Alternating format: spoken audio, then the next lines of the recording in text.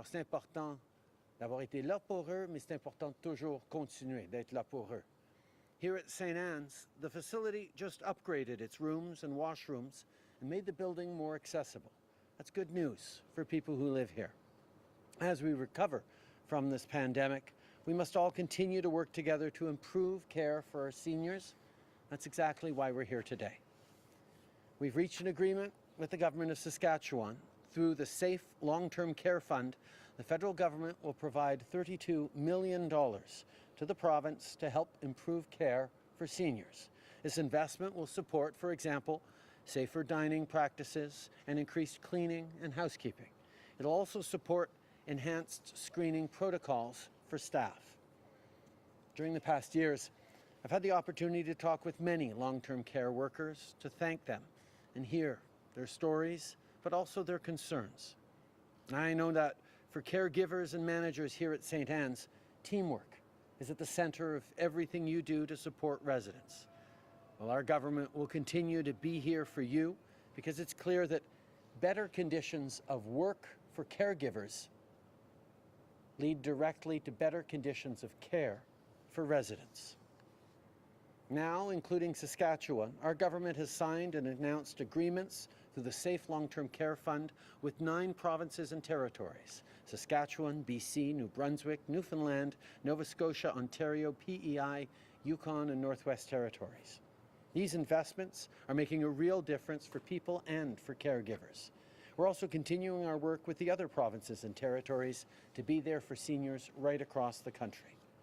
Que ce soit avec des investissements pour soutenir les résidents des centres de soins de longue durée, pour faire de la recherche et innover dans le domaine de la santé du cerveau, ou pour améliorer l'accès aux soins de santé pour les régions rurales et éloignées, on continue notre travail pour s'assurer que personne ne soit laissé pour compte et pour bâtir un meilleur avenir pour tout le monde. One of the things that has characterized these past 2 difficult years is the extent to which Canadians have been there for each other. And we got reminded of that during the pandemic, but I know that we also know that that's the path forward as we deal with new challenges, as we continue, as this pandemic runs its course. We need to continue to be there to support each other, to listen to each other, to be there for each other, just like Canadians, particularly here in Saskatchewan, have always been there for their neighbours. Thank you for your welcome today, and I'm very happy now to pass it over to Everett. Minister Hindley, please, go ahead.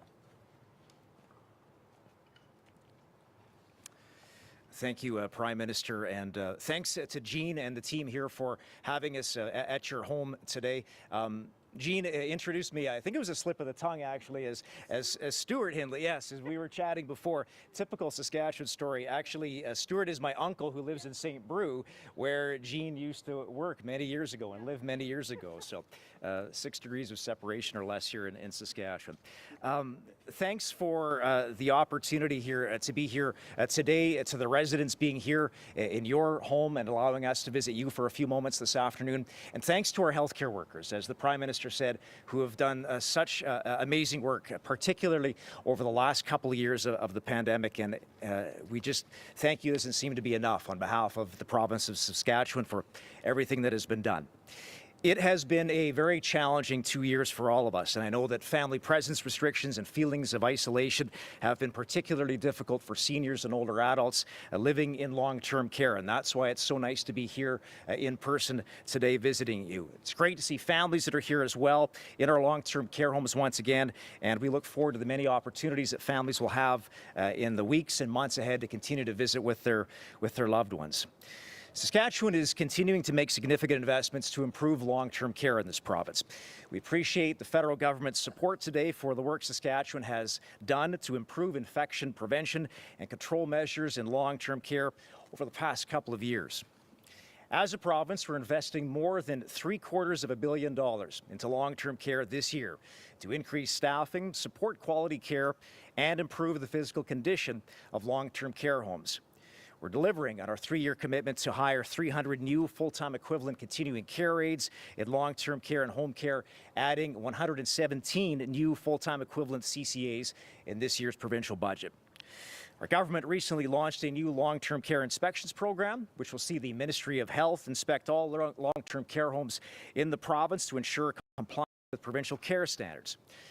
And Saskatchewan continues to invest heavily into long-term care capital. More than $500 million has been invested into the planning and construction of long-term care home projects across this province since 2009.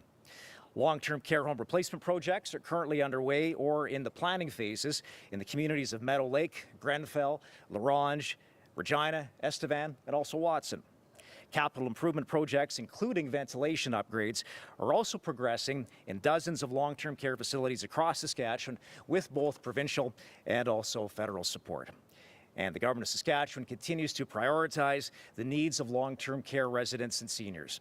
We look forward to continuing to work with the federal government to identify further opportunities for them to support us in this very important work. So on behalf of the Premier and the government of Saskatchewan, thank you for the opportunity to be here today, and thank you for the investment from the federal government. Thank you. We will now have 20 minutes for questions from media. On va avoir maintenant 20 minutes pour des questions des médias. One question, one follow-up, and we'll start with the first reporter. Good afternoon, Prime Minister. With a large portion of outbreaks and illnesses and deaths during the pandemic occurring in long-term and senior care homes, to this point, has your government let seniors in Canada down? I think all Canadians, seeing the sharp increase in deaths across seniors' homes through the pandemic, ask themselves rightly questions about how we're caring for our most vulnerable members of society. And that's why we move forward in agreements with the government of Saskatchewan, governments across the country, to make more investments in protecting our seniors, whether it's through infection prevention or cleaning or infrastructure investments. These are things that we need to do. As I've said, the federal government will be there as a partner to the provinces and territories in do everything we can to protect seniors. We understand that it is primarily a provincial area of jurisdiction, but the federal government also has an important role to play when it comes to supporting the dignity and the opportunities of every Canadian, and that's why we're there to be partners right across the country as we invest in better care for seniors. Follow-up? And how much would your government invest in upstream funding for home care that may potentially mean seniors don't have to end up institutionalized? Over the past number of years, we've made significant investments in home care. It was part of our campaign commitments back in 2015 to invest in better home care. These are investments we need to make at the same time as we're making them in quality institutions like these through partnerships with the provinces. It's something that all Canadians can agree on, that everyone has the right to retire in dignity and in safety, and that's something that I think we all learned a few lessons on in this pandemic, and why I'm glad to be here today with the Minister and glad to be here today to continue to demonstrate that we're going to be there for seniors. Next question. Hello, Mickey here with the Canadian Press. You've had to now cancel events more than once because of protesters and security concerns. Your Justice Minister today had to walk away from a scrum after being confronted by a protester. Jagmeet Singh was harassed at an event in Ottawa recently. Where do we draw the line between acceptable discourse and freedom of speech and outright harassment of public figures, and what are you going to do about it? Last night in BC, hundreds of people, mostly racialized Canadians, came out to exercise their democratic rights to support the political party that they believed in, and were faced with harassment, racist insults, threats of violence as they participated in something that is fairly fundamental as a freedom for all Canadians to be able to make their voices heard and impact on the way our democracy unfolds. That's not right. I was glad to be able to be there virtually. But the safety of Canadians choosing to make their voices heard in politics should never be in question, as it was last night and as we're increasingly seeing across the country. The fundamental freedoms we have as a country, that we enjoy as Canadians, need to be defended, need to be protected. Nobody should feel endangered or harassed because of their support for one political party or another. And that's something I think we all need to be vigilant about, and that's certainly something that Canadians are looking at very carefully at all orders of government right now. Thanks. As a follow-up, your government has promised money and a national strategy on adaptation with goals by the end of the decade. But as was demonstrated in Ontario and Quebec last weekend, and in British Columbia last fall and last summer, and in Manitoba this spring, adaptation isn't a future problem. It's a now problem. Will your government commit to acting faster to make Canada more resilient and enhancing the alert system, given the severity of weather we're experiencing? Climate change is real, and it's leading to more and more extreme weather events, whether it's flooding, whether it's sudden storms, whether it's forest fires. We are seeing real impacts and disruptions. So yes, we need to continue to step up in our fight against climate change, in our reduction of emissions, but we also need to be there to support people through the consequences of our past actions and of the extreme weather events we're facing now. That's why this government is moving forward with investments in adaptation and supports for communities affected by it. It's going to require all of us to reflect on how we can do a better job of keeping each other safe, even as we see that the actions we take today or don't take will directly impact on the well-being of our kids and grandkids, which is why, as a country, we continue to lead in the fight against climate change. Next question. Nate Dove, Global News. Your government changed gun control laws in Canada to ban long guns, but you left banning firearms, small guns, handguns, up to municipalities. Statistics show that handguns account for exponentially more homicides than long guns. Why is your government treating this as a city bylaw issue and not a federal responsibility? First of all, I want to say a couple of words about Texas. As a parent, I'm going to have to go home to my kids, including my 8-year-old, and talk to them again about the inexplicable school shooting that we saw in the United States. I think of the parents suffering unbelievable losses in Texas. But I also think of the teachers, because I was a teacher, professionally obliged to care for and support our kids and the trauma they're going through. I think of the trauma the community is going through. I think of the shock that Americans and indeed people all around the world are facing right now at yet another incredibly senseless, violent act in innocent communities and schools. As a government, over the past years, we have stepped up significantly on keeping Canadians safe. We've just recently further strengthened background check requirements for purchasing firearms in Canada. Last year, we banned military-style assault weapons, which are now illegal to buy, to sell, or to use anywhere in Canada. And we have committed to moving forward on doing even more. Je veux tout d'abord réfléchir en tant que parent sur les nouvelles qui viennent du Texas. Je vais devoir encore une fois parler à mes enfants de la réalité qu'on a vue hier, que dans des écoles primaires, il y a eu quelqu'un qui est rentré pour tirer sur des enfants, pour tuer des enfants. On ne devrait pas avoir ces conversations au Canada, aux États-Unis ou nulle part ailleurs.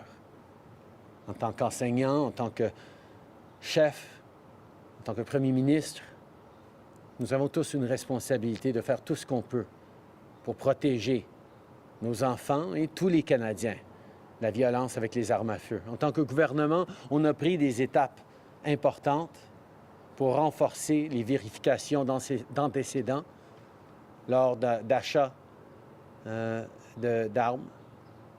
On a aussi banni les armes d'assaut de style militaire complètement. C'est maintenant illégal au Canada d'en acheter, d'en vendre ou de les utiliser. Et nous avons plus à faire et nous allons en faire plus. On va avoir des annonces à faire dans les semaines à venir sur les prochaines étapes pour garder les Canadiens en sécurité. Well, to follow up on that, given everything you just described and how seriously you say your government takes gun violence, why is Ottawa not taking this decision, and why is Ottawa leaving this to cities instead? Actually, we move forward with a commitment to work with provinces and municipalities that wanted to flat out ban firearms, ban handguns, to allow them to do that. We've been working with them and some of their concerns over the past while because we understand there is a range of opinions and views across the country. But at the same time, Canadians are remarkably united in wanting to see less gun violence, fewer deaths from gun violence across the country. And that unity is what we're going to move forward with as we take new steps in the coming weeks on gun control. Okay, next question, please. Hi, Yasmin Renea from CBC News. I appreciate this announcement is on long-term care, but the Saskatchewan government recently rejected a committee to address the ongoing suicide, mental health, and addictions crisis in the province. Do you think Minister Hindley and the provincial government should be doing more to address these issues? I think we all need to work together to listen to citizens, to step up on supports for mental health, supports around addictions, treating it as a health issue, not a criminal justice issue. Understand that intergenerational trauma in the case of Indigenous peoples results in real challenges that we need to address with open hearts and positive engagement and partnership. This is something the federal government has always been there for, but I'm happy to turn it over to Minister Hindley for Saskatchewan's perspective. Minister? Thanks. Yeah, you know, we, as I said recently, we take this issue very seriously. We all do as elected leaders, whether it's provincially, federally, municipally. You know, and there is consultation that has been taking place, continues to take place through a number of existing forums already, whether it's through the the Pillars for Life work, the LOC that's been signed by the federal government, the province, and the FSIN, and us as politicians. I know myself personally as the minister responsible, our MLAs across this province on all sides of the chamber hear from people in their constituencies that they represent on this very important issue. I will be traveling around the province this spring and summer and into the fall as well, meeting with community leaders, talking to families, as I've spoken to many people who have been tragically impacted by suicide, by overdoses, and it's something that's not unique to Saskatchewan, something that we're seeing right across this country. Provinces and territories all across our nation are grappling with this right now. So we're going to continue to do that work and meeting with community leaders and trying to do as much as we can on this issue. And then a follow-up for the Prime Minister. What specifically will the federal government do to support Saskatchewan on these issues of addiction and suicide and mental health? We've moved forward with proposals around mental health funding to make sure that people have access to better mental health care. We recognize the leadership that the provinces show on delivery of health care, but the federal government can and is doing more to make sure that those resources are available for citizens right across the country. On addictions and the opioid crisis, we continue to follow the science on that, are moving forward with safe supply programs, are moving forward to treat addictions as a health issue and not as a criminal issue. These are things that we can do, and we will continue to be there for all partners, including the province of Saskatchewan, as they tackle this issue and as we look to do more to keep people safe. Okay, next question. Hi, Prime Minister. My name is Zach Bechlada. I'm here with the Saskatoon Star Phoenix. I'm so glad you talked about opioids. The overdose death rate in Saskatchewan has more than doubled in the past 2 years. I've talked to a lot of those families myself. You talked about safer supply programs. Saskatchewan is a province that has none. It's also declined on 3 separate budgets to fund the province's only supervised injection site, which relies on t-shirt sales in order to keep its doors open. I'm aware that you have bilateral funding agreements that are coming forward with the government here, but I wonder, how do you walk that line when, with respect to Minister Hindley, you don't seem to share that priority when it comes to those specific elements of harm reduction? How are you reconciling that moving forward? The Canadian Constitution divides responsibilities between the provinces and the federal government in ways that means the province is in charge of delivering healthcare services to citizens. But the federal government does have a responsibility to all Canadian citizens to make sure that they are safe and supported. And that's why we continue to move forward on following the science on things like safe consumption sites and safe supply. We're working actively with a number of provinces who are looking at innovative solutions that will address these issues and support, and we're very hopeful that more provinces will join in those discussions. But that is an issue for provinces to make determinations on. We will be there as partners, and we will be there to try and do everything we can to keep people safe, to address this opioid epidemic that has taken far too many lives right across the country and affected families who couldn't have imagined that it would have hurt them. This is something we all need to take seriously. The Minister of Mental Health and Addictions for Saskatchewan is just a few feet off to your left right there. I wonder, what conversations have you had? Have you encouraged them to take action on certain elements of funding, or even offered federal help if it's contingent on certain projects being funded? In the last federal, after the last election, I appointed Canada's very first Minister of Mental Health and Addictions, Carolyn Bennett, who has been leading conversations with all her counterparts across the country on how we move forward to address this epidemic that has taken more lives over the past couple of years, past number of years, than the pandemic has. This is something we need to continue to take very, very seriously. The federal government will be a partner for anyone who wants to move forward to follow the science and to keep people safe. Do you want to say something? Or? Okay, next question. Good afternoon, Prime Minister. The Saskatchewan population is aging, and that's been a concern since long before COVID-19. With this funding, how is that $32 million going to be split up amongst the provinces and those care homes within to address those concerns, and what can Saskatchewan expect from that? This funding for safe long-term care homes is part of a $1 billion commitment we made in the fall of 2020. Following that, in 2021, we put forward a proposal for $3 billion of funding that could flow for long-term care out across the provinces and make a real difference in the lives of people here in Saskatchewan and elsewhere. And now that we've come to an agreement on the $1 billion funding, which leads to $32 million here in Saskatchewan, we're happy to talk about further funding from the federal government to make sure that we're there, to make sure that residents of long-term care homes right across the country are not just safe, but thriving. And it's no secret that many in Saskatchewan aren't seeing the appeal of your message generally. There's no sitting Liberal MPs in this province. Oil and gas have been left in high and dry. What do you say to the people in this province that don't see your appeal?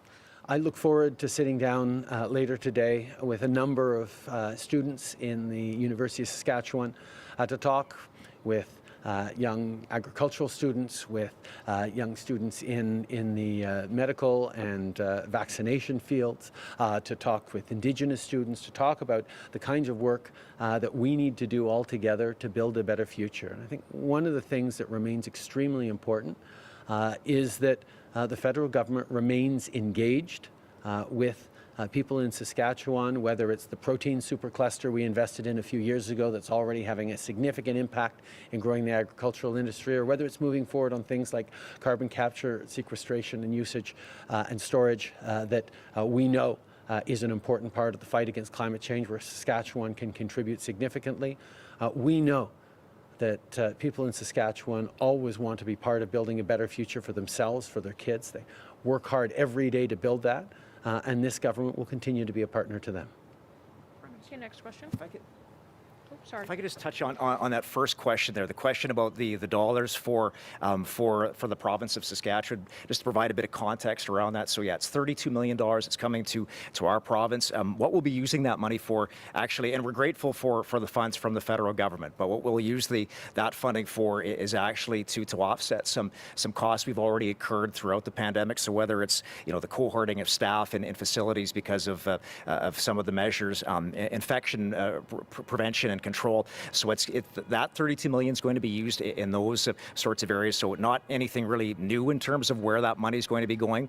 But as part of that conversation, again, we're grateful for the funding and for the arrangement with the federal government. But something that is a priority for us as a province, and I think has been a priority for premiers across this country, has been the Canada Health Transfer, and it's been a common theme from the premiers across this nation that are looking for additional stable long-term funding in the CHT. I think the number that's been put out there by the premiers is in and around $28 billion in new funding on an annual basis, and that's the amount that's going to be required to make some meaningful impact. So I know that's a priority for our premier. I understand that the Western premiers will be gathering in Regina a little bit later this week, and having spoken to our premier, I think it will be a topic of conversation there as well. Okay. Et on va prendre la dernière question. Bonjour, Geneviève Patterson, Radio-Canada. Votre ministre David Lametti a annoncé ce matin que votre gouvernement allait contester la loi 21 en Cour suprême. Et François Legault vous accuse de manquer de respect envers les Québécois en vous opposant à une loi appuyée par une majorité de Québécois. Est-ce un manque de respect? Je suis Québécois. Je suis fier Québécois. Et comme presque tous les Québécois, je suis préoccupé par l'importance de protéger la langue française, et nous allons toujours, en tant que gouvernement fédéral, être là pour protéger la langue française, que ce soit en situation minoritaire à travers le pays ou que ce soit au Québec. Mais en tant que Québécois, comme des centaines de milliers de Québécois qui ont exprimé leurs préoccupations par rapport à la suspension des droits fondamentaux des minorités, nous avons des préoccupations par rapport aux propositions qu'on fait au projet de loi du gouvernement provincial. Et en tant que gouvernement fédéral, je pense que tout le monde comprend que nous devons être là pour protéger les droits fondamentaux de tous les Canadiens, où qu'ils soient dans notre pays. Et pourquoi attendre que le dossier de la loi 21 se retrouve en Cour suprême pour intervenir? Pourquoi ne pas intervenir tout de suite en Cour d'appel si le résultat est le même? Nous avons toujours été très clairs que quand il vient question des droits fondamentaux des Canadiens, le gouvernement fédéral ne pouvait pas écarter toute intervention potentielle. C'est très probable, c'est presque certain que cette loi finira devant la Cour suprême. Et à la Cour suprême, parce que c'est une question qui touche à tous les Canadiens et même à la Charte et la Constitution canadienne, nous devons faire partie de cette discussion. C'est pour ça que le gouvernement fédéral sera là pour défendre les droits de tous les Canadiens, pour défendre le droit des minorités, comme les Canadiens s'attendent de nous. Merci. Thank you, and that concludes today's press conference. Let me just repeat it in English, though. I think it's extremely important to understand that as a Quebecer, as a Prime Minister, I will always be there to protect the French language. It's important to protect French language minorities across the country. It's important to protect French, which is a minority language in North America, in Quebec. It's also important to protect the English-speaking minorities in Quebec. And that's why, as a federal government, we need to be there to protect the fundamental rights of any and all Canadians, regardless of where they live in the country. And that's exactly what we're going to do. If Bill 21, as it seems almost inevitable, ends up before the Supreme Court, the Government of Canada will be part of that discussion. We will be there to defend the fundamental rights of all Canadians that have been suspended by this law. This is a matter that matters to all Canadians, regardless of which part of the country they live in, and this government will continue to be there to defend people's fundamental rights and freedoms. Merci tout le monde. That concludes today's press conference. Merci tout le monde.